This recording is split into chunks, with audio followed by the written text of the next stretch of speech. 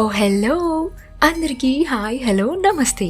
ఈరోజు మనం శ్రావణ మాసం కదా, సో వరలక్ష్మి వ్రతం గురించి తెలుసుకుందాం. అంటే ఈ మధ్య సోషల్ మీడియాలో ఈ హంగులు ఆర్భాటాలు ఎక్కువైపోయి పూజలు కూడా బిజినెస్ అయిపోయినాయి.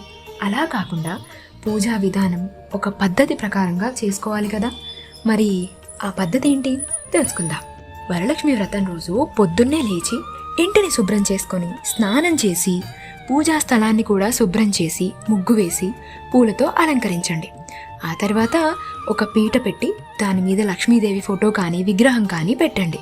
కలశం కోసం వెండి లేదా ఇత్తడి చెంబును తీసుకొని బియ్యం లేదా నీళ్లతో నింపండి.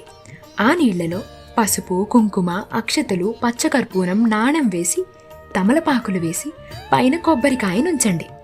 కలశాన్ని చీర లేదా లక్ష్మీ రూపంతో అలంకరించండి. తర్వాత దీపధూప నైవేద్యాలు సమర్పించి వ్రతకథ చదివి అక్షతలు తలపై చల్లుకొని కొబ్బరికాయ కొట్టి హారతివ్వండి. అమ్మవారి ప్రసాదాన్ని అందరికీ పంచి మీరు సేవించండి. ఆ తర్వాత సాయంత్రం వేళ ముత్తైదువులను ఇంటికి పిలిచి తాంబూలం ఇవ్వండి. ఓకేనా?